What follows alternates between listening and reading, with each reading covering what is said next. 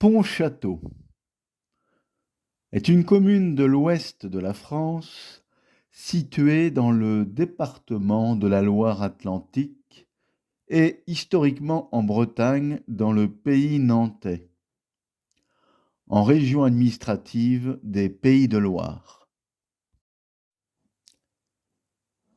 De vers chargés de 3 croissants de gueules ordonnés 2 et 1.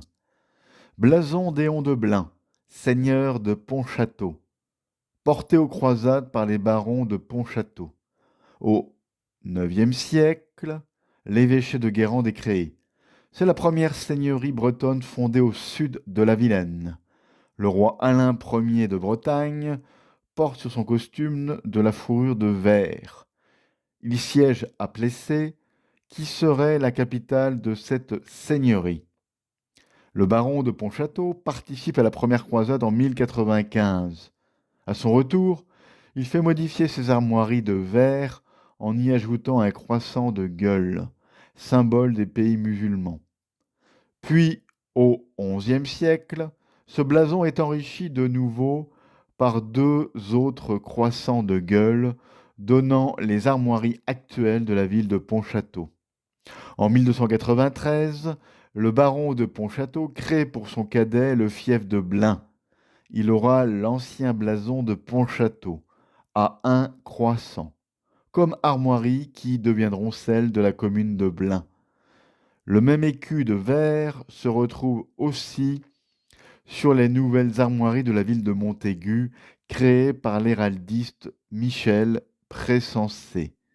Car, dit-on, Montaigu gardait les marches sud de Bretagne, au nord du département de Vendée.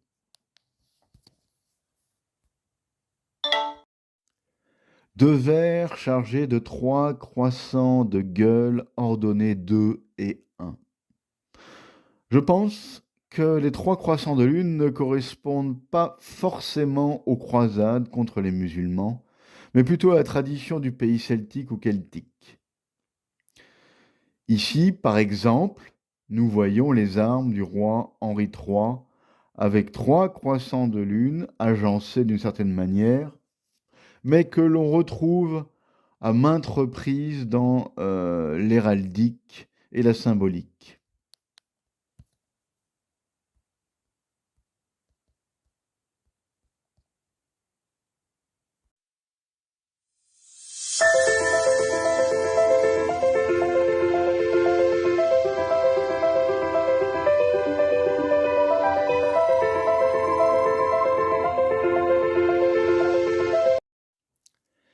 Trois croissants de lune s'unirent sous leur propre clair, une nuit d'infini firmament si mirifique, quand les étoiles en leur poudroiement d'or ont l'air de paillettes répandues par un semeur cosmique.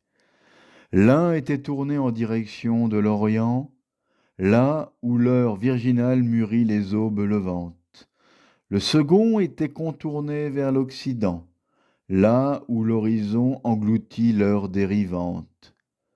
Quant au troisième, il était retourné en coupe, prêt à recevoir en son creux les célestes flux, reversés en toutes ces rivières d'âme qui confluent.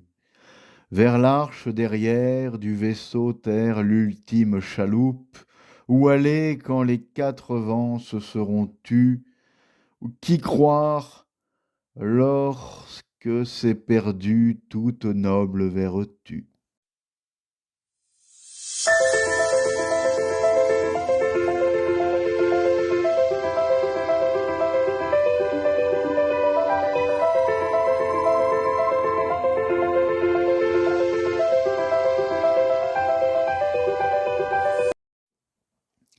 L'emblème principal de Henri II.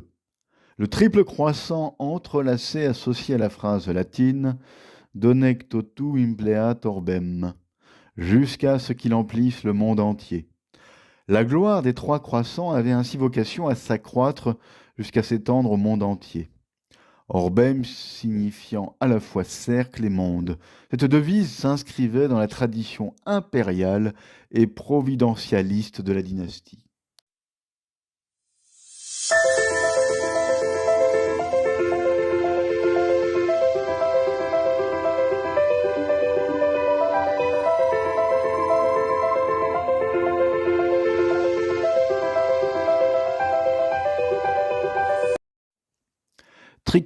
triquetra.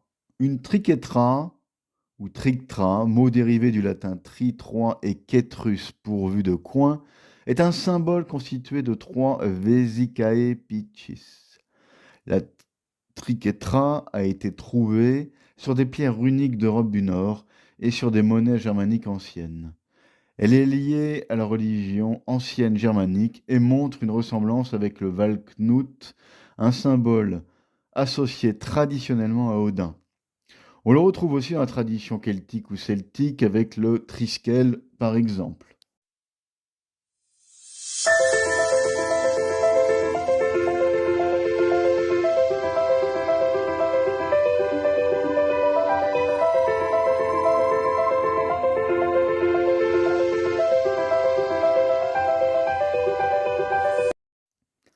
Terre Sainte en Bretagne. En 1709, Louis-Marie Grignon de Montfort, célèbre missionnaire de l'ouest de la France, prêche une mission sur le secteur de Pontchâteau. Il soumet aux paroissiens son projet de construire ici un calvaire monumental. Ses auditeurs adhèrent très vite au projet. Des milliers de bénévoles se mettent au travail sur la lande de la Madeleine.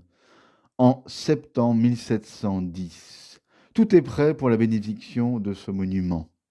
Hélas, pour des raisons assez obscures, un ordre venant de Louis XIV ordonne la destruction du calvaire, ce qui sera fait lentement. Après bien des essais de reconstruction, l'abbé Gouret, alors curé de Pontchâteau, relance ses bénévoles, et le nouveau calvaire est béni le 23 septembre 1861. De 1888 à 1913, le père Jacques Barré, missionnaire montfortin, avec l'aide de milliers de bénévoles, mènera à bien le projet voulu par le père de Montfort. Aujourd'hui, les mystères du rosaire, le chemin de croix, sont proposés à la méditation des milliers de personnes qui parcourent les 14 hectares arborés du site.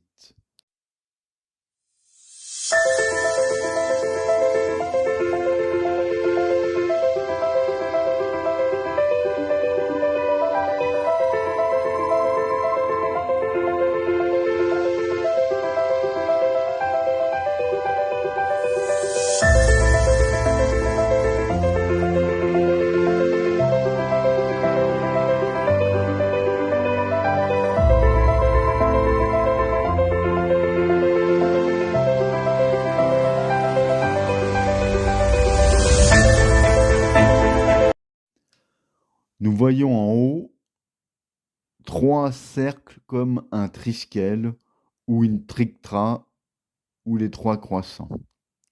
C'est la Trinité dans le christianisme.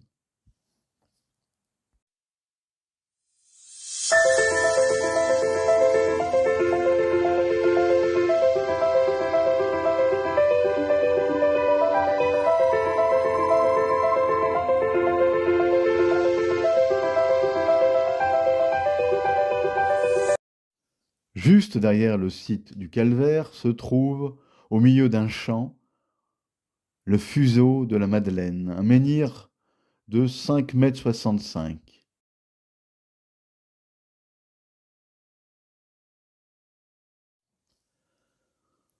On peut observer que le calvaire ressemble à un tumulus, modifié entouré d'un fossé, comme on en trouve en Irlande ou dans beaucoup de sites celtiques.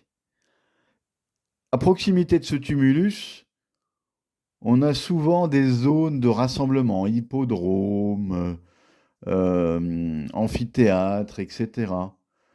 Très importants, et ainsi que des mégalithes.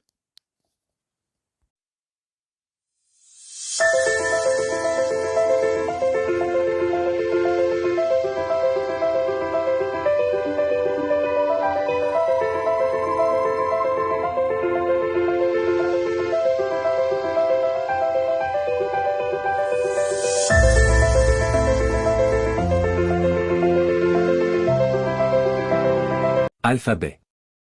Virlangue. Chanson. Poésie. Scénette. Professeur J. L'art de bien prononcer.